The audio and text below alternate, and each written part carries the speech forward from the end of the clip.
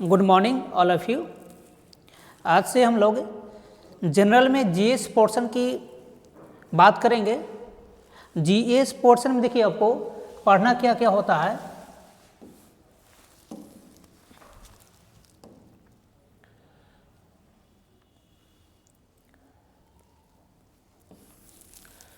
ध्यान दीजिएगा। तो जीएस में आपको पढ़ना क्या है।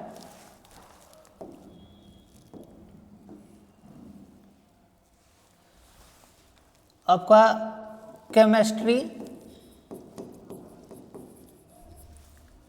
इसके बाद आपको फिजिक्स, बायोलॉजी और एक और पोर्शन होता है जिसको कहते हैं इकोलॉजी। देखिए बायोलॉजी और इकोलॉजी दो अलग अलग पोर्शन हो जाते हैं। तो जीएस में अगर आप जीएस की तैयारी कर रहे हैं तो जीएस में आपको ये 4 पोर्शन को लेकर कवर करना होता है। पहला आपको रसायन शास्त्र है, दूसरा है भौतिक शास्त्र, तीसरा है जीव विज्ञान और चौथा जो है पर्यावरण विज्ञान जिसको हम लोग इकोलॉजी कहते हैं। ठीक है, तो ये जीएस के पोर्शन होते हैं। क्योंकि आज के जो ट्रेंड है एग्जाम में पूछने का सवाल, वो आपको ज़्यादा से ज़्यादा सवाल जीएस से पूछते हैं। पहले था कि जीके का महत्व ज़्यादा था, लेकिन अब उसके जगह पर जीएस का पोर्शन रहेगा। इसको कहते हैं जनरल साइंस। जनरल साइंस में हम लोग इन सभी पोर्शन को कवर करेंगे। तो आज के जो लेक्चर होंगे इसमें हम लोग पहले जो आपका दिया हुआ पोर्शन केमिस्ट्री का है, केमिस्ट्री से कुछ हम बात करेंगे। केमिस्ट्री की जो पोर्शन है उस पर हम कमेंट कर रहे हैं। ठीक है, चल ध्यान दीजिएगा। अब देखिए आपका जीएस तो हो गया कि जीएस में हम लोग करना क्या है। तो जीएस में हम लोग केमिस्ट्री पढ़ेंगे। ओके, अब केमिस्ट्री का सबसे पहला जो यूनिट है वो आपको यहाँ पर दिखा हुआ है, परमाणु तथा नाभिक की संरचना के बारे में पढ़ेंगे। कि जो परमाणु है, परमाणु तथा नाभिक की संरचना। सबसे पहले शब्द अगर हम परमाणु तथा नाभिक की संरचना पढ़ने से पहले तो ये सब समझ लेते हैं कि केमिस्ट्री की उत्पत्ति कैसे हुआ। केमिस्ट्री जो है कहाँ से उत्पन्न हुआ, किस शब्द से आया है, इनके बारे में थोड़ा सा बेसिक नॉलेज यहाँ पर नोट किया हुआ है। इसको समझा देते हैं, देख लीजिए ये क्या है। तो देखिए रसायन विज्ञान दिया हुआ है। रसायन विज्ञान क्या है? विज्ञान की शाखा है। रसायन विज्ञान क्या है?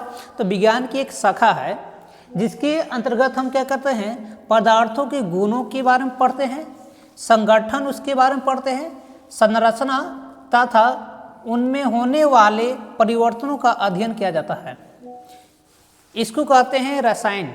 रसायन विज्ञान में हम लोग क्या क्या पढ़ेंगे, तो पदार्थों के गुण के बारे में पढ़ेंगे, पदार्थों की संरचना कि पदार्थ जो बना है किस तरह का, उनकी संरचना क्या है, उनमें किस तरह का संगठन है और उनमें किस तरह का परिवर्तन होता है। इन सारे चीज़ों के बारे में अगर हम जब पढ़ते हैं तब इस टर्म को रसायन विज्ञान कहते हैं।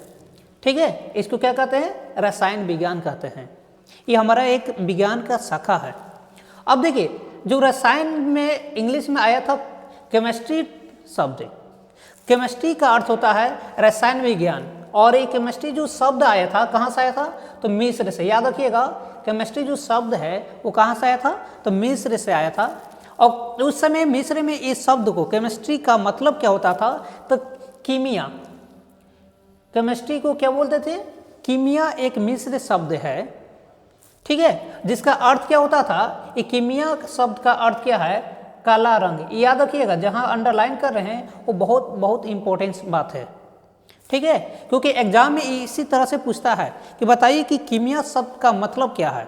तो कीमिया शब्द का मतलब है काला रंग। ये जो काला रंग जो है आपका, ब्लैक कलर जो है, ये है आपका कीमिया शब्द से आया था। ठीक है, अब तो हम लोग समझ में आया कि केमिस्ट्री की उत्पत्ति कहाँ से हुआ। तो केमिस्ट्री शब्द की उत्पत्ति हुआ है मिस्र से, और मिस्र में इसको कीमिया कहा जाता था। ठीक है, वहाँ के लोगों के पास जो काले रंग के वस्तु थे उसको कीमिया कहते थे। अब बाद में ये इसी टर्म को केमिस्ट्री कहा गया। ठीक है, तो एक काला रंग होता है उसका मतलब। अब आइए हम आगे बात करते हैं। कहता है कि हमारे आसपास की अधिकांश वस्तुएं या तो रसायन उद्योग से संबंधित है या उनके उत्पादक से। देखिए इस टर्म को समझते हैं। कहा गया कि हमारे पास जितनी भी आसपास में वस्तु है जो हम लोग यूज करते हैं डेली लाइफ में, उन सारे वस्तुओं का संबंध ये रसायन विज्ञान से। वो तो या तो उसको उद्योग के द्वारा बनाया गया हो या किसी तरह का रासायनिक अभिक्रिया कराने के बाद वो प्राप्त होती है। इन सारी चीज़ों का उत्पत्ति कहीं न कहीं रसायन विज्ञान से है। जैसे दिया हुआ है किताब बनाने में, अब देखिए किताब बनाने में क्या हो, कागज़ और स्याही जैसे शब्द जो यूज करते हैं हम लोग, तो किताब कैसे बनता है? तो किताब एक फिजिकल फिनोमेना है। क्या करते हैं कि किताब बनाने के लिए सबसे पहले पेपर की जरूरत पड़ता है। पेपर कहाँ से बनाते हैं? तो पेपर हम लोग की एक प्रकार की घास है, जैसे कि बांस की जो पेड़ होती है, जो घास होती है, उसके पार्ट से बनाते हैं पेपर। और पेपर के ऊपर में हम क्या करते हैं? इंक से, स्याही से लिखते हैं। तो स्याही एक तरह का रसायन है। इस प्रकार से किताब बनाने के लिए स्याही जो है एक रसायन है। घर में बनने वाले लकड़ी, लोहा, शीशा और रंगों का ये सब के सब क्या है? रसायन का ही पार्ट है। इसके अलावा वो क्या है? कपड़े, आभूषण, जूते, साबुन, अपमार्जक, कॉस्मेटिक्स, क्रीम, विटामिन, दवाइयाँ, उर्वरक, कीटनाशक इत्यादि, ये सब हम लोग आसपास में यूज करते हैं और इस सब के सब रसायन विज्ञान की उत्पत्ति है। ये रसायन विज्ञान का देन है जो हमारे आसपास में हम इन सारे वस्तुओं का उपयोग कर रहे हैं, इसका उपभोग कर रहे हैं। क्लियर? तो ये बहुत ही बेसिक बात थी। इन सारे बातों का मतलब है इसका ये कि रसायन विज्ञान के बारे में परिचय देते हैं। लेकिन हमारी इम्पोर्टेंस क्या है? हमारे इस टॉपिक में एक ही इम्पोर्टेंस बात हुई कि केमिस्ट्री शब्द का मतलब क्या है। तो केमिस्ट्री शब्द का मतलब है काला रंग। और काला रंग क्यों कहा जाता था? क्योंकि मिस्र के लोग वहाँ पर कीमिया कहते थे, काला चीज़ को। और कीमिया को बाद में हम लोग जब इंडियन में आया तब इसको काला रंग कहते थे। इसलिए ये आपका कीमिया शब्द को काला रंग से रिप्रेजेंट करते हैं। इसका मतलब हुआ कि केमिस्ट्री शब्द की उत्पत्ति एक मिस्र शब्द से हुआ है। याद रखिएगा, कौन शब्द से? मिस्र शब्द से हुआ है, जिस मिस्र में कीमिया के नाम से जानते हैं और बाद में हम लोग इनको काला रंग नाम दे दिए। क्लियर? तो पहला पॉइंट्स में यह दिया हुआ था। अब आप आगे बढ़ते हैं और समझने की कोशिश करते हैं।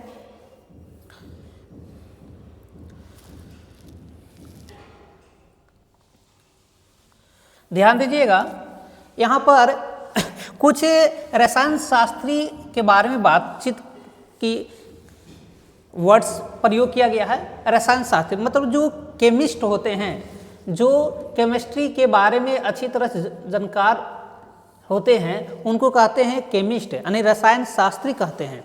ठीक है? और ये रसायन शास्त्री ही रसायन विज्ञान की देन है। तो देखिए, कहता है कि एक रसायन शास्त्री रसायन विज्ञान को समझने में अपना योगदान देता है। वह सरल और जटिल दोनों विधियों से पदार्थ के संगठन और संरचना को निर्धारित करता है। क्या कर रहा है कि एक जो केमिस्ट होते हैं, जो रसायन शास्त्र के जानकार होते हैं, वो क्या करते हैं कि कोई भी पदार्थ है उसके बारे में समझने के लिए सरल और जटिल दोनों विधि का प्रयोग करते हैं। सरल के मतलब उसको जो भौतिक आवरण है उसको समझाने के लिए हम लोग सरल विधि का प्रयोग कर लेते हैं, जबकि उस पदार्थ के रासायनिक गुण को बताने के लिए हम लोग जटिल विधि का प्रयोग करते हैं। जैसे देखो, हमारे पास जो इंक है, इंक को समझने के लिए हम क्या कर सकते हैं? हमारे पास जो इंक था तो हमने इंक के बारे में कह सकते हैं कि ये द्रव अवस्था में है, इसका रंग ए है, ये इसका बॉइलिंग पॉइंट ए हो सकता है, इसका फ्रीजिंग पॉइंट ए हो सकता है। क्योंकि आप जानते हैं, बहुत ही बेसिक है, तो आप जानते हैं कि बॉइलिंग क्या होता है, फ्रीजिंग क्या होता है। ठीक है? तो ये बताने के लिए आसान विधि हो गया, उसको गर्म करके देख ले सकते हैं कि कितना पर खोलेगा, क्या होगा। लेकिन वो किस तरह से बना है ये समझना एक जटिल विधि है। तो यहाँ पर रसायन विज्ञान के बारे में अध्ययन करने वाले जो लोग होते हैं, जो केमिस्ट लोग होते हैं, वो दोनों मेथड का प्रयोग करते हैं। एक तो भौतिक मेथड हो गया, देखिए इसमें क्या होगा, ध्यान से दीजिए, इसमें भौतिक विधि होगा आपका, और दूसरा जो होगा रसायन विधि। भौतिक में क्या, उसका कलर बता सकते हैं, उसका साइज बता सकते हैं, उसका अवस्था बता सकते हैं, ये भौतिक विधि हो जाएगा। रसायन में वो किस तरह से बना है, वो उनकी रासायनिक अभिक्रिया किनके साथ होगा, किनके साथ नहीं होगा, और अगर रासायनिक अभिक्रिया करेगा तो क्या बनेगा, ये सब समझने के लिए एक जटिल विधि जिसको कहते हैं, ये एक तरह का रसायन विधि है। इस प्रकार से किसी भी पदार्थ के संगठन और उनकी संरचना के बारे में दोनों विधि से प्रयोग कर सकते हैं। यहाँ तक बात समझ में आया? चलिए आगे बढ़े, ध्यान दीजिएगा, वह पदार्थों की उपयोगिता को बढ़ाने में भी सहायता होता है जिनसे नए पदार्थ अववर्तित होते हैं, जैसे दवाइयाँ, अपमार्जक, रंग, प्लास्टिक, रबर, डाइज, कपड़े, कृषि रसायन, उर्वरक, कीटनाशक इत्यादि। कहते हैं क्या कि पदार्थ का उपभोग करते हैं हम लोग इसको जो उपभोक्ता के आधार पर अगर देखें तो हम लोग डेली लाइफ में क्या क्या उपभोग कर सकते हैं। रासायनिक पदार्थ ऐसा कौन कौन है जो डेली लाइफ में हम उपभोग कर सकते हैं, उसका हम लोग यूज कर सकते हैं। तो सबसे पहले इम्पोर्टेंस क्या है, दवाइयाँ। देखिए तो ये जो दवाई, जो मेडिसिन बनते हैं, ये एक तरह का रासायनिक विधि से बना हुआ है, इसलिए हम इसका उपभोग करते हैं डेली लाइफ में।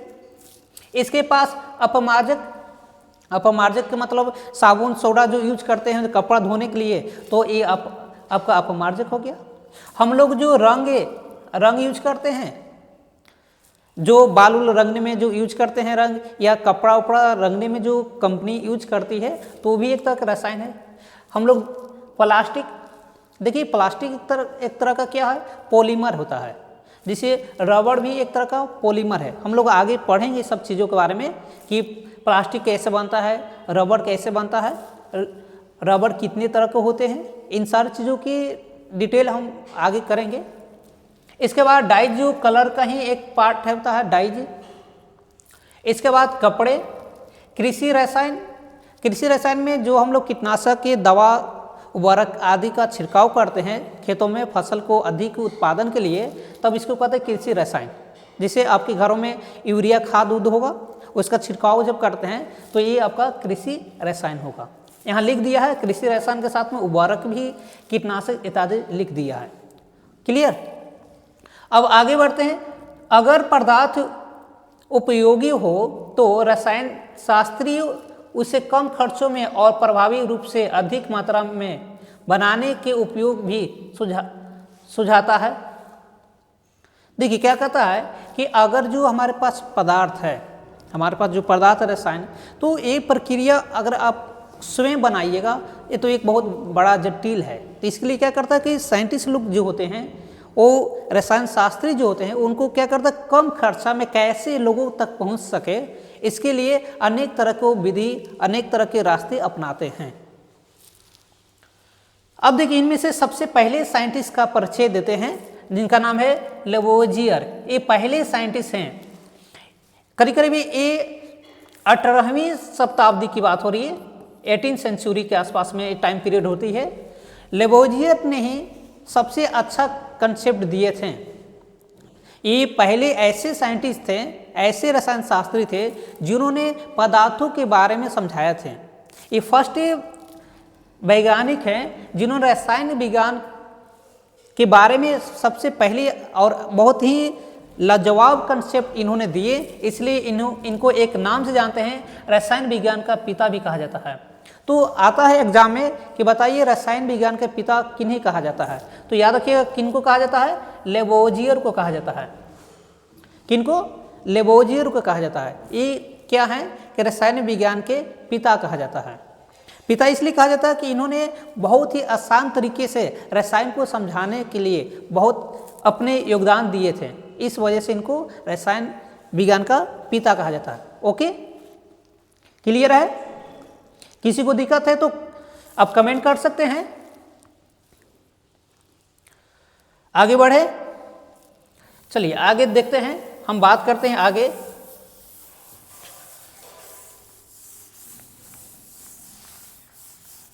अब देखिए रसायन विज्ञान की शाखा की अगर बात करें, ब्रांच की बात करते हैं। रसायन विज्ञान को हम कितने तरह के ब्रांच से अलग कर सकते हैं।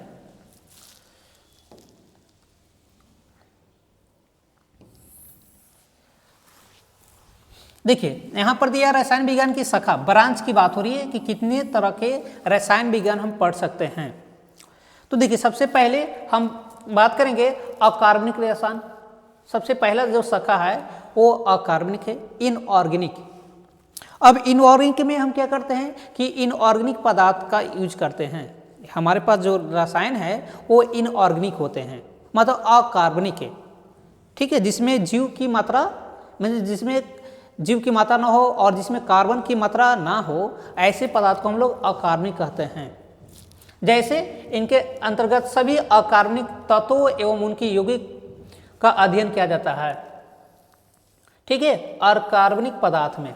लेकिन कुछ ऐसे यौगिक होते हैं जिसमें कार्बन तो है लेकिन अकार्बनिक है। जैसे ध्यान देने वाला बात है यहाँ पर कि कार्बन डाइऑक्साइड, देखिए ध्यान से देखिएगा, एक कार्बन डाइऑक्साइड है, ये तो लग रहा है कि कार्बन है तो इसमें कार्बनिक पदार्थ होगा, लेकिन ये अकार्बनिक है। इसमें कार्बन के बावजूद भी क्या है, अकार्बनिक पदार्थ है, ठीक है। तो याद रखिएगा, देखिए आपके जो एग्जाम्स होते हैं उसमें बहुत ज़्यादा डिफ़िकल्ट शब्द यूज नहीं करते हैं, आपको छोटी छोटी बातों को ध्यान रखना है। सिर्फ आपके जो एग्जाम्स है वो छोटी छोटी बात अगर याद रखते हैं तो बहुत सारे सवाल आप बना सकते हैं।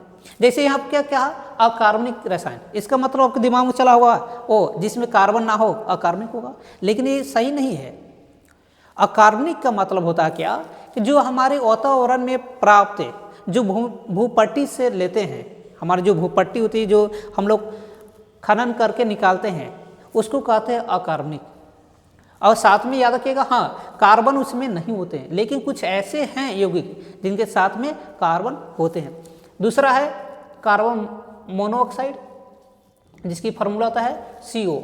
ये आपका कार्बन डाइऑक्साइड है, इसको क्या कहते हैं, कार्बन डाइऑक्साइड, कार्बन डाइऑक्साइड है।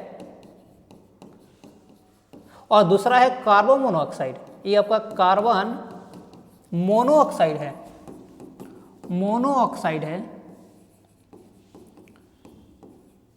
ठीक है। ये कार्बन मोनोऑक्साइड है और ये कार्बन डाइऑक्साइड है, ठीक है। अब देख लीजिएगा, इसको क्या लिखें शब्द से मतलब नहीं है, आपको हम बता रहे हैं, इसको कहते हैं कार्बन डाइऑक्साइड और ये कार्बन मोनोऑक्साइड है। दोनों में कार्बन है लेकिन ये दोनों के दोनों अकार्बनिक रसायन है। ये बात याद रखिएगा, इंपॉर्टेंस बहुत है। अब आते हैं दूसरा पार्ट, इसका है कार्बनिक रसायन। कार्बनिक रसायन का मतलब है कार्बन के जो यौगिक के बारे में अध्ययन करते हैं तब इसको कहते हैं कार्बनिक रसायन। मतलब वैसा कोई भी यौगिक जिसमें कार्बन की मात्रा हो तब इसको कहते हैं कार्बनिक रसायन। अब है कि यहाँ पर भी कार्बन था लेकिन इसको क्या यहाँ रखे थे, अकार्बनिक में। तो कौन कौन ऐसी चीज़ हैं जो कार्बनिक रसायन के अंदर आएगा, तो याद रखिए कि जो जीव से प्राप्त होती है, जो जीव जंतु से प्राप्त होती है, ऐसे को हम लोग कार्बनिक रसायन कहेंगे। तो देखिए कार्बनिक रसायन जिसमें कार्बन की यौगिक होता है, जिसमें किसके यौगिक होते हैं, कार्बन के यौगिक होते हैं, इसलिए इसको कार्बनिक रसायन कहते हैं। जैसे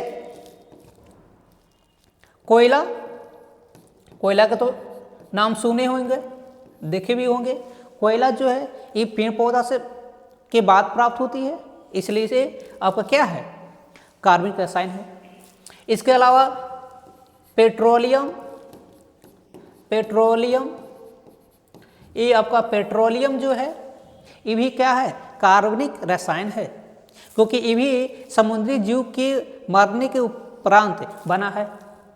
तो याद रखिए कार्बनिक रसायन में हम लोग कार्बन के यौगिक के बारे में अध्ययन करते हैं। मतलब हुआ कि कोयला, पेट्रोलियम इत्यादि के बारे में हम लोग अध्ययन करने वाले हैं।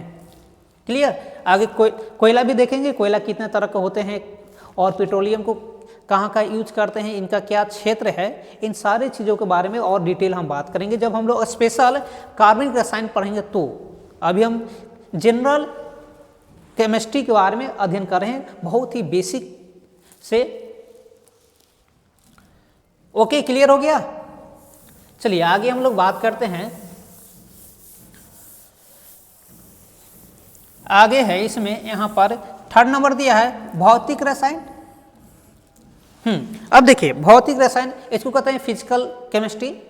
तो फिजिकल केमिस्ट्री में क्या होता है, पदार्थ की जो फिजिकल मतलब भौतिक फिनोमेना के बारे में, भौतिक के विचार के बारे में जब हम अध्ययन करना स्टार्ट करते हैं तब इसको कहते हैं भौतिक रसायन। मतलब क्या हुआ कि कोई भी पदार्थ हो, उसके भौतिक तरीके से, भौतिक विधि से अगर हम उसका अध्ययन करते हैं तब इसको कहते हैं भौतिक रसायन।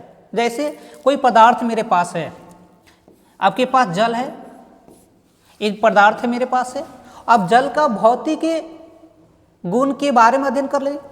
जल का भौतिक गुण क्या क्या हो देख सकते हैं। तो पहले तो अवस्था के बारे में बात कर सकते हैं कि जल की अवस्था क्या हो सकती है, हम इसको देखकर बता सकते हैं। देखो भौतिक गुण को अगर समझना है तो उसको देखकर आसानी से बता सकते हैं, तो वो है कैसा। अवस्था पर कमेंट कर सकते हैं, हाँ तो जल क्या है, एक द्रव है, ये भौतिक गुण है। दूसरा हम क्या बात कर सकते हैं, इसका हिमाकरण,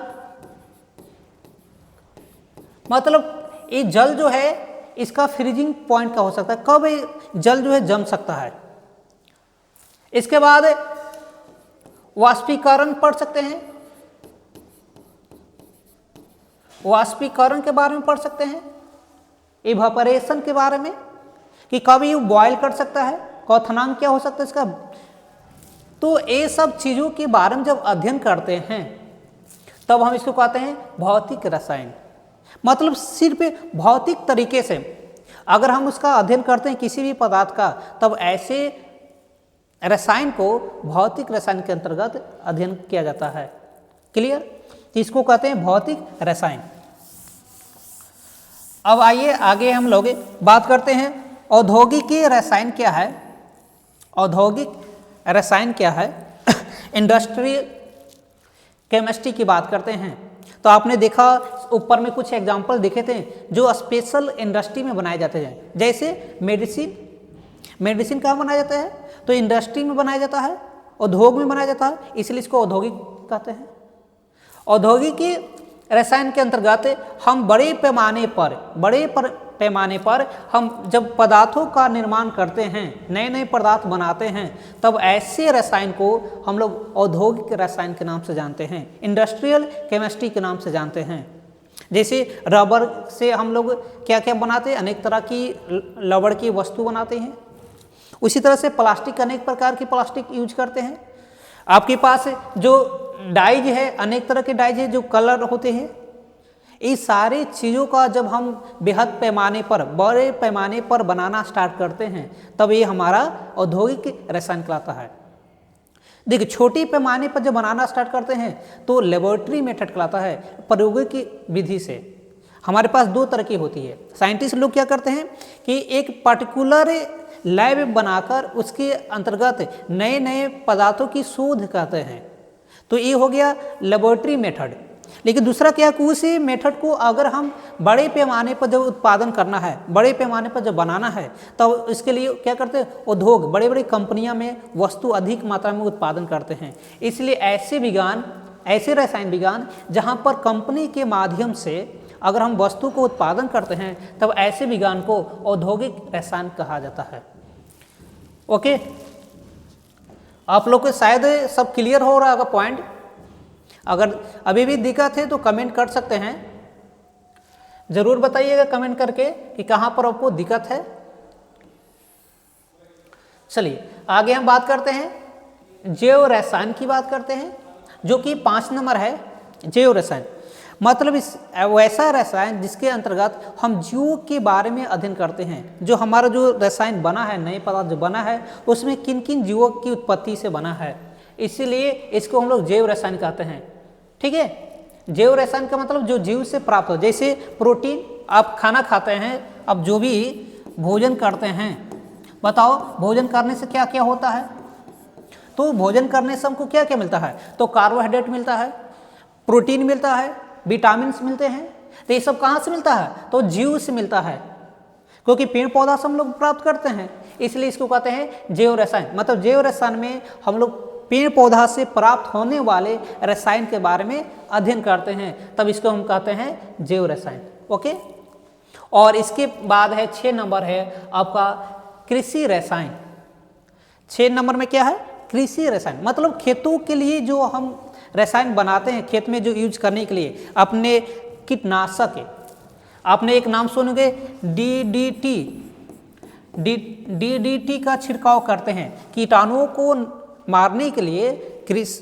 किसान लोग क्या करते हैं? एक दवा छिड़काव करते हैं जिसका नाम है डीडीटी। ये डीडीटी के जब छिड़काव करते हैं तो सारे के सारे कीटाणु जो हैं, जो जीव होते हैं, मतलब जो फसल को नष्ट करने वाले, वो सब मर जाते हैं। तो इस तरह के जो रसायन बनते हैं वो सब के सब किसके अंतर्गत आते हैं? कृषि रसायन कहलाते हैं। अब उर्वरक की बात करते हैं। अब खाद जो मेरे पास है, ये खाद जो है, तो ये भी किसान क्या करता है कि किस पर्पज से बनाते हैं? तो खेती में, मतलब फसल में डालने की पर्पज से बनाते हैं। भूमि की अच्छी तरह से उर्वरा शक्ति बढ़ाने के लिए डालते हैं, इसलिए इसको कहते हैं कृषि रसायन। मतलब कृषि रसायन के अंतर्गत हम कृषि से संबंधित रसायन के बारे में अध्ययन करते हैं। इस प्रकार से आपने 6 प्रकार के रसायन के बारे में अध्ययन किए।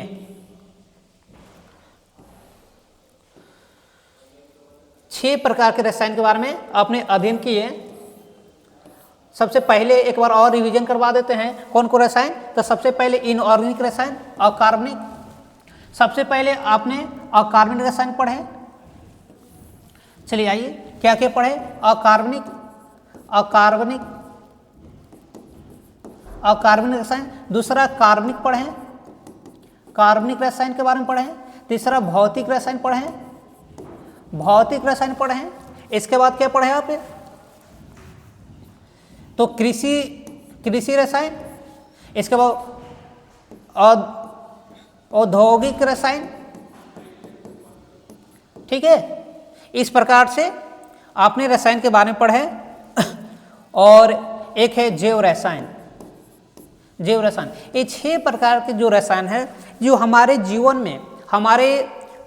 जीवन में सहायता करने वाले सारे के सारे रसायन हैं। और इनके बारे में हम खास करके इनके बारे में ऑल अकार्बनिक हो और भौतिक रसायन को डिटेल पढ़ने वाले हैं आगे चलकर।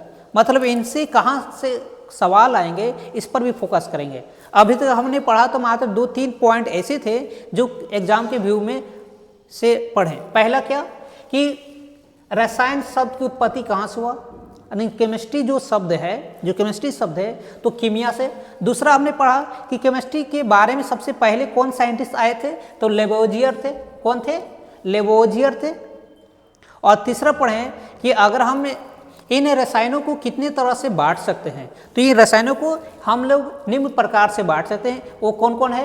अकार्बनिक, कार्बनिक, भौतिक, कृषि, औद्योगिक और जैव। लेकिन अकार्बनिक में हमने क्या देखा? अकार्बनिक के रसायन में हमने ये देखा कि 2 ऐसे यौगिक हैं, कार्बन डाइऑक्साइड और कार्बन मोनोऑक्साइड। ये इसमें कार्बन रहने के बावजूद भी अकार्बनिक के पार्ट है। तो ये सबसे इम्पोर्टेंट बात थी कि कार्बन डाइऑक्साइड जो है, इसमें कार्बन है लेकिन अकार्बनिक के नाम दिया गया है। आपको तो समझ में आया होगा कि वो अकार्बनिक है, मतलब है कि इसमें कार्बन की मात्रा ना हो। लेकिन 2 ऐसे यौगिक हैं जिसमें कार्बन तो है और ये किसको में रखा गया है? अकार्बनिक में। तो 3 सवाल यहाँ से आने की चांस होंगे। सबसे पहला सवाल ये था कि रसायन शब्द की, दूसरा कौन से पहले साइंटिस्ट आए थे, और तीसरा अकार्बनिक के कुछ अपवाद उदाहरण। अब हम बात करते हैं, हम अपने टॉपिक जो मेरा था वो बेसिक टॉपिक को पढ़ाते के बाद आपका सबसे पहला जो यूनिट था परमाणु तथा नाभिक की संरचना, इसकी बात करते हैं। आइए अब यहाँ से हम शुरुआत करते हैं अपनी क्लास को, और बहुत ही मज़ेदार होने वाला है।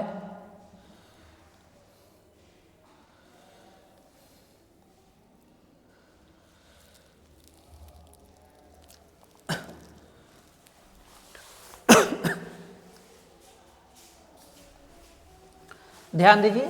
अब यहाँ से सबसे ज़्यादा सवाल आते हैं, क्योंकि ये पहला चैप्टर तो है लेकिन बहुत गहराई का चैप्टर है। मतलब केमिस्ट्री के सारे सवाल का लगभग जवाब इन चैप्टर पढ़ने से मिल जाएंगे। आपके पास जितनी भी सवाल पूछे जाते हैं उन सारे सवालों का जवाब इन्हीं चैप्टर से अधिकांश सवाल पूछे जाते हैं, क्योंकि बेसिक का मतलब है कि जहाँ पर केमिस्ट्री जैसे चीज़ों के बारे में पहली बार सुनते हैं।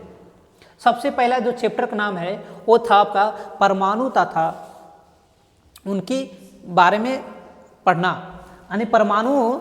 देखो चैप्टर क्या था, एक बार फिर से देख लो। जो चैप्टर नेम है वो आपका परमाणु तथा नाभिक की संरचना, मतलब परमाणु और हम लोग एटॉमिक की संरचना के बारे में पढ़ेंगे।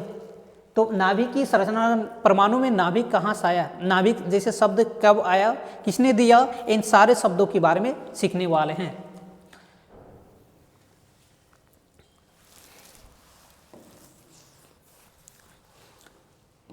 चलिए देखिए यहाँ पर सबसे पहले पदार्थ एवं इनकी प्रकृति की बात करते हैं, नेचर की बात करते हैं।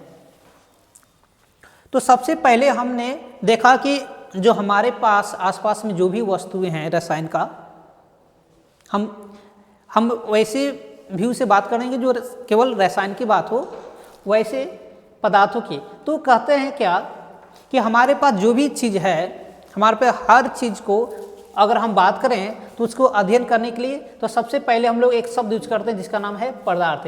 ये मैटर है।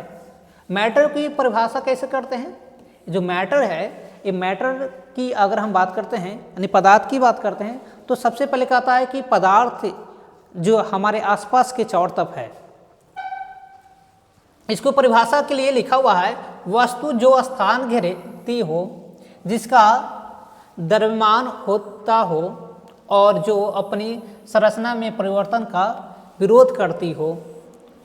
क्या क्या 3 पॉइंट्स इसमें कवर करना है। सबसे पहले पदार्थ होता क्या है, तो पदार्थ को समझने के लिए सबसे पहले शब्द आया वस्तु। कोई भी जो चीज़ है हमारे पास वस्तु है जो स्थान घेरती हो, जो क्या करती हो, स्थान घेरती हो। दूसरा जिसका द्रव्यमान हो, दूसरा में क्या हम बात करें, जिसका द्रव्यमान हो। और तीसरा जो अपनी अवस्था परिवर्तन का विरोध करे। ये तीनों शब्द जो है पदार्थ कहलाते हैं। अगर जिनमें ये तीनों घटनाएं होती है तो ऐसे चीज़ों को हम लोग पदार्थ कहते हैं। जैसे मान लो कि मेरे पास जो पेन है, ये पेन एक पदार्थ है या नहीं, इसके बारे में हम पता करते हैं। तो सबसे पहले ये पेन अगर है तो एक वस्तु है, ठीक है, और इसमें द्रव्यमान कुछ न कुछ होगा। अगर इसको हम वेट मशीन से मापेंगे, इसका द्रव्यमान निकालेंगे तो कुछ न कुछ इसका द्रव्यमान होगा। तो इसलिए इसमें है। दूसरी बात कहा स्थान गिरेगा। अगर आप किसी को गिफ्ट करना अगर हो तो इसको क्या हो, इसको पैकिंग करना होगा। तो इसकी लंबाई कितनी है, इसकी चौड़ाई कितनी है, अर्थात मोटाई कितनी है, ये सब हमको देखना होगा, तभी तो इसको पैक करेंगे। पैक करने के बाद किसी को गिफ्ट करेंगे। तो गिफ्ट करना अगर होगा तो इसको पैकिंग करवाना होगा। अब पैकिंग कराने के लिए उतना कवर चाहिए, इसका मतलब ये स्थान जरूर घेरता होगा। इसके बाद तीसरा जो पॉइंट बोला कि अपनी अवस्था जो है इनकी जो, तो वो अपनी अवस्था का विरोध करता है, ठीक, क्योंकि ये सॉलिड है। तो अगर ये ठोस अवस्था में, सॉलिड अवस्था में है, तो इनमें जो अणु होगा वो बहुत एक दूसरे के पास पास होगा। तो जैसे आप इसको गर्म करना चाहिएगा तो ये अणु एक दूसरे से दूर जाना चाहेगा। तो आपने उसका क्या किया है कि पहले से अणु अगर एक दूसरे के बहुत नज़दीक होगा तो आप गर्म करके इसकी अवस्था को क्या कर रहे हैं, इसको बॉन्ड जो है, ये जो बंधन है, अब तोड़ने की कोशिश कर रहे हैं। इसलिए ये क्या करता है, उस समय विरोध करता है। तो पदार्थ होने के लिए 3 कंडीशन था, और 3 कंडीशन इस प्रकार से, पहला जो स्थान घेरे, दूसरा जिसके पास द्रव्यमान हो, और तीसरा जो अपनी अवस्था में परिवर्तन का विरोध करे। वो तीनों चीज़ें है और ये कहलाते हैं पदार्थ। जैसे आपके पास कुछ उदाहरण के तौर पर दिया है, हवा, याद रखिएगा इंपॉर्टेंस होती है पदार्थ में। हवा, जल, चीनी, बालू, हाइड्रोजन, ऑक्सीजन, तांबा, लोहा, लकड़ी, खनिज इत्यादि, ये सब के सब पदार्थ हैं। इन सभी के पास में कुछ न कुछ द्रव्यमान होगा, कुछ न कुछ स्थान घेरता होगा और वो अपने अवस्था का विरोध करता होगा परिवर्तन में। ठीक है। हाँ, लेकिन एक बात समझना है, यहाँ पर इंपॉर्टेंस है, याद रखिएगा कि सारे चीज़ तो पदार्थ है, लेकिन पदार्थ क्या नहीं है। तो याद रखिएगा प्रकाश जो है ये पदार्थ नहीं है। प्रकाश पदार्थ नहीं है, पदार्थ नहीं है। याद रखिएगा, ये टैगलाइन है, बहुत इंपॉर्टेंस है। पदार्थ नहीं अगर है तो कौन, तो ये प्रकाश, ये जो प्रकाश आपका है ये आपका पदार्थ नहीं है। इसके बारे में क्यों नहीं है, इसके अगर बात करेंगे तो बहुत ही फेमस है साइंटिस्ट जो थे, बहुत ही फेमस साइंटिस्ट जो थे आइंस्टाइन, जिसको हम लोग साफ शब्दों में आइंस्टीन कहते थे, उन्होंने एक फार्मूला दिए थे E बराबर mc², और E बराबर जब mc² जब फार्मूला से प्रमाणित किया गया तो देखा गया कि जो प्रकाश है यह एक पदार्थ के रूप में नहीं है। ठीक है, जो प्रकाश होते हैं वो आपका इस फार्मूला के बेस पर, जब इस फार्मूला पर अप्लाई किया गया प्रकाश को, तो पता चला कि प्रकाश जो पदार्थ नहीं है। पर प्रकाश से जो की बात करते हैं तो एक फोटोन का बना हो रहता है। यह फोटोन जो होता है इसमें द्रव्यमान नहीं होता है। फोटोन जो है इसमें द्रव्यमान नहीं होता है। याद रखिएगा, द्रव्यमान नहीं होता है। हम क्या बोले, प्रकाश पदार्थ नहीं। पहली बात, प्रकाश जो पदार्थ नहीं है। क्यों नहीं है, तो इसके लिए सबसे पहले जो चर्चित जो साइंटिस्ट थे उस समय का, आइंस्टीन जो थे, इन्होंने एक फार्मूला दिए थे। फार्मूला क्या था, E बराबर, ध्यान से सुनो, E बराबर mc²। E बराबर क्या है, mc² है। अगर कलर विजिबल नहीं है तो दूसरे कलर का प्रयोग करते हैं, क्या है, E बराबर mc²। E बराबर, देखो यहाँ लिख देते हैं, E बराबर फार्मूला होता है mc² होता है फार्मूला। ये आइंस्टीन द्वारा दिया गया फार्मूला है। आइंस्टीन ने कहें कि अगर कोई भी पदार्थ होगा तो इतना उसके पास एनर्जी होगा, इस तरह का एनर्जी के रूप में होगा। एम क्या है, तो पदार्थ की द्रव्यमान है, और सी क्या है, प्रकाश की चाल।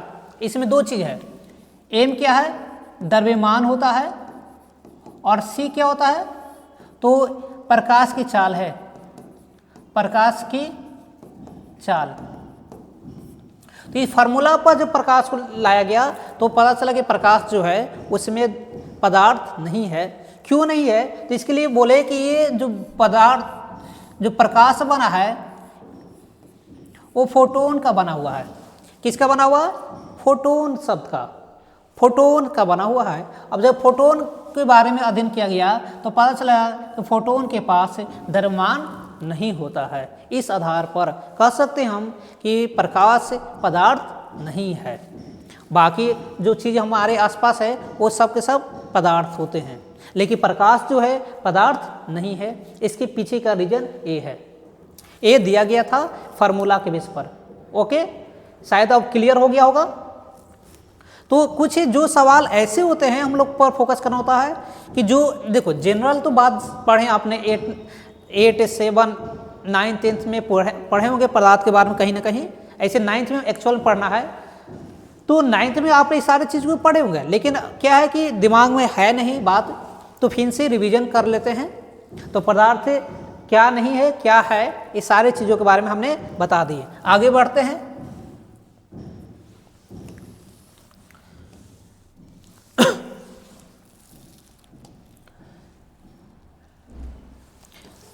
देखिए, सबसे पहले जो साइंटिस्ट थे केमिस्ट्री का नाम क्या था, तो लेबोजियर, याद है ना।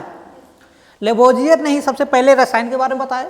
तो और इसलिए उनको कहा गया कि रसायन के पिता भी हैं, रसायन के पिता लेबोजियर को कहा गया, क्योंकि उन्होंने एक चीज़ के बारे में बताए थे।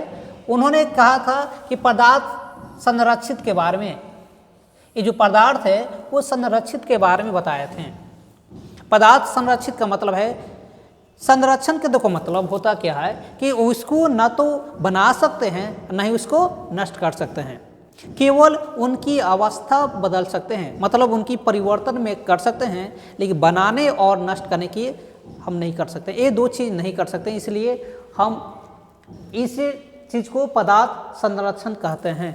और इसके बारे में सबसे पहले लेवोजियर ने बताए थे, जो आपके रसायन विज्ञान के जो पिता कहलाते हैं। उन्होंने सबसे पहले अपना एक कंक्लूजन दिए थे, एक स्टेटमेंट दिए थे, जिसके आधार पर पदार्थ संरक्षित हैं। इसका मतलब क्या है, देखो यहाँ पर लिखा हुआ है, उसे न तो उत्पन्न किया जा सकता है और न ही नष्ट किया जा सकता है, उसके एक रूप से दूसरे रूप में केवल बदला जा सकता है। ये जो पॉइंट है बहुत ही इम्पोर्टेंस है, बहुत ही इम्पोर्टेंस है लाइन, आप इसको याद रख लीजिएगा। लेवोजियर साहब ने क्या बताए कि पदार्थ संरक्षित होता है। मतलब क्या हुआ कि पदार्थ को हम नष्ट नहीं कर सकते हैं और न पदार्थ को निर्माण कर सकते हैं, केवल पदार्थ को क्या कर सकते हैं, एक अवस्था से दूसरी अवस्था में परिवर्तित कर सकते हैं। इसलिए ये इंपॉर्टेंस पॉइंट हो जाता है। क्लियर? देखिए इसलिए कहा गया है, जैसे आपके पास जल बना होगा, ये जो जल कैसे बना होगा, सोचिए ये मेरा जल पदार्थ है, ये जो जल है, ये जल जो है आपका, ये जल एक पदार्थ है। अब जल में क्या क्या मिला है, तो दो चीज मिलके बना है, एक आपका हाइड्रोजन है कि नहीं, एक हाइड्रोजन है और दूसरा क्या हो सकता है, ऑक्सीजन।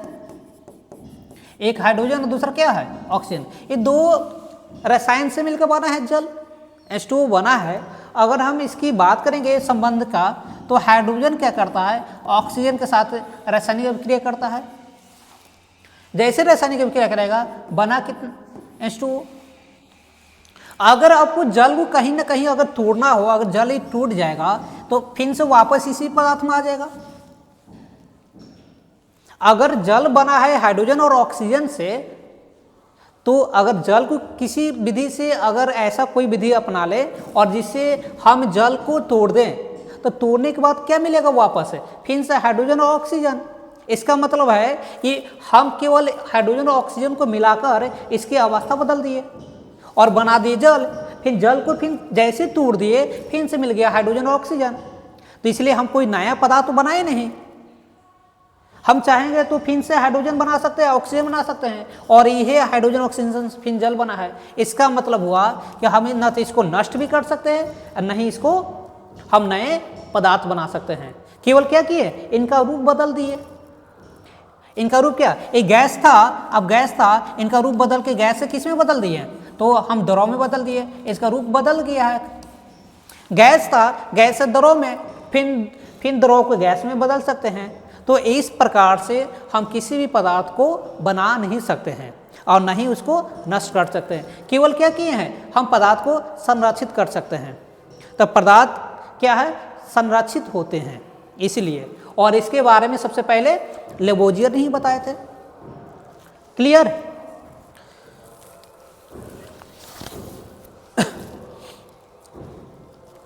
चलो आगे बढ़ते हैं।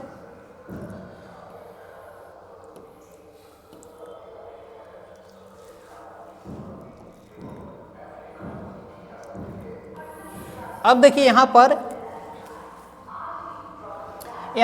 पंच तत्व है, ध्यान दीजिएगा, पंच तत्व 5 एलिमेंट्स की बात करते हैं। ये बहुत ही इंपॉर्टेंस है। देखो कहा गया कि हमारे यहाँ रसायन विज्ञान के बारे में सबसे पहले भारतीय एक दार्शनिक थे जिनका नाम था ऋषि कनाद। इनका नाम क्या था, ऋषि कनाद नाम था। ये भारतीय एक दार्शनिक थे जिन्होंने सबसे पहले इस पंच तत्व के बारे में बताए थे। पंच तत्व, देखो मनुष्य का भी शरीर पंच तत्व से बना है।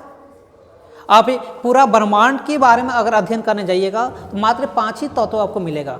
इनमें से पहला तत्व को हम बात करते हैं, पृथ्वी होगा, दूसरा अग्नि, तीसरा जल, पवन, आकाश। इन्हीं 5 तत्वों को पंच तत्व के नाम से जानते हैं। 5 जो तत्व है, और इन्हीं 5 तत्व से किसी भी मनुष्य का निर्माण हुआ है। जो हमारा मनुष्य रूप है ये 5 तत्व का बना हुआ है। तो इसके बारे में सबसे पहले जो हमारे यहाँ ऋषि थे, इन्होंने भी यह बात बताए थे। और इस एक और यहाँ पर दिया हुआ है ऋषि को, देखिए कहता है भारतीयों और यूनानियों का अनुमान था कि प्रकृति की सारी वस्तुएं 5 तत्वों के संयोग से बनी है। ये 5 तत्व क्या क्या है? क्षितिज, जल, पावक, गगन, समीर। ये जो 5 तत्व है, इन्हीं 5 तत्वों का हम सम्मेलन करते हैं। हमने कहा क्षितिज, जल, पावक, ठीक है, गगन, समीरा। देखो समीर का मतलब होता है पवन। ये क्या होता है? पवन। पावक का मतलब है अग्नि, ठीक है। जल आपका जल हो गया। गगन का मतलब होता है आकाश, आकाश। और क्षितिज का मतलब क्या हो गया? पृथ्वी हो गया। ये परिभाषित शब्द है। तो इन्हीं 5 तत्वों से मिलकर पूरी ब्रह्मांड बना है। और इस ब्रह्मांड के बारे में हमारे पास कुछ भारतीय दार्शनिक है, जिनमें से हमने एक बात कर ली थी, ऋषि कनाद की बात की है। और दूसरी यहाँ पर जो दार्शनिक है वो सांख्य दर्शन, सांख्य मुनि जो हैं, मुनि थे सांख्य, जिन्होंने सांख्य योग, आपने अगर इतिहास पढ़े होंगे तो वहाँ पर इनकी बारे में दिया गया होगा। इतिहास के पन्नों पर जब प्राचीन इतिहास पढ़ते हैं तो वहाँ पर भारतीय दर्शन में सांख्य मुनि के बहुत नाम है। यह सांख्य मुनि जो थे दर्शन शास्त्र के बारे में अधिक जानकार थे। इन्होंने ही अपना मत क्या दिए कि प्रकृति इन्हीं 5 तत्वों से की बनी हुई, ठीक है। और इसके लिए विचारधारा ऋषि कनाद का भी रहा, और कुछ विदेशी दर्शन शास्त्र जो थे उनका भी विचार रहा था। अगर भारत में अगर बात करेंगे रसायन के ऊपर सबसे पहले जो थे ऋषि कनाद के अनुसार सभी पदार्थ अत्यंत सूक्ष्म कणों से बने होते हैं। उन्होंने इन कणों को परमाणु शब्द कहा। देखिए अगर आपके सवाल आए एग्जाम में कि परमाणु शब्द की देन किनकी है तो आप क्या मारिएगा? तो ऋषि कनाद उत्तर होगा। अगर परमाणु लिखा हुआ है तो ऋषि कनाद। लेकिन अगर सवाल थोड़ा सा चेंज कर दे, एग्जामिनर क्या करे कि सवाल थोड़ा सा चेंज कर दे और सवाल चेंज इस प्रकार से करे, आपको लगेगा कि सवाल सेम है, सिर्फ यहाँ पर एटम वर्ड यूज कर दें। आप समझते होंगे ओ एटम का मतलब है परमाणु, और गलत क्या करिएगा? अगर एटम शब्द की उत्पत्ति किसकी देन है? किसकी देन है? अगर सवाल आ जाए तो आपको लगा कि एटम जो शब्द हमने कहा इसका मतलब क्या हम लोग जानते हैं? परमाणु। और क्या करके आते हैं कि परमाणु, हाँ परमाणु क्या पढ़े? ऋषि कनाद। और जैसे ऋषि कनाद ऑप्शन में मारिएगा, क्योंकि पहला ऑप्शन ये रहेगा ऋषि कनाद है, और वो आपका ऑप्शन क्या हो जाएगा? गलत। अगर यहाँ पर एटम शब्द है, ध्यान दो, अगर शब्द एटम जैसे यूज किया गया है तब इसका उत्तर कनाद नहीं होंगे, तब इनका उत्तर जॉन डाल्टन। याद रखिएगा, अगर एटम शब्द अगर है तो जॉन डाल्टन होगा। अगर परमाणु शब्द दिया है, परमाणु शब्द, तो आपका उत्तर क्या होने वाला है? ऋषि कनाद। अगर आपका परमाणु शब्द अगर दिया गया सवाल में तो ऋषि कनाद होगा। अगर आपके पास दिया गया है एटम शब्द की उत्पत्ति किनकी देन है, तब आपका उत्तर होने वाला है जॉन डाल्टन। याद रखिएगा, ये 2 कंसेप्ट जो है आपको घुमा देगा। तो ध्यान से एग्जाम जब भी दीजिए तो ध्यान से पढ़िए, सवाल को बार बार पढ़िए जब तक आपको सवाल का सही उत्तर न मिल जाए। ये नहीं कि सवाल पढ़ें और बहुत सारे तो ऐसे होते हैं कि सवाल भी नहीं पढ़ते हैं, ओ ऑप्शन क्या है पहले ये देखते हैं, सवाल तो बाद में पढ़ते हैं, ऑप्शन पहले, हाँ हमारे लाइक ऑप्शन है कि नहीं, हम जानते हैं उस ऑप्शन के बारे में कि नहीं, ये सबसे पहले तो ये गलतियाँ मत कीजिए, क्योंकि ये जो है ना गलती कीजिए, क्योंकि आपसे कोई बड़ा सवाल नहीं पूछने वाला है, छोटे सवाल रहेंगे लेकिन कंसेप्ट का रहेगा, वो जो कंसेप्ट है उस पर फोकस कीजिएगा। तो एटम शब्द अगर है तो जॉन डाल्टन, अगर परमाणु शब्द है तो ऋषि कनाद उत्तर होंगे। ओके, तो आज यहाँ तक रहने देते हैं, अगले क्लास में और बात करेंगे।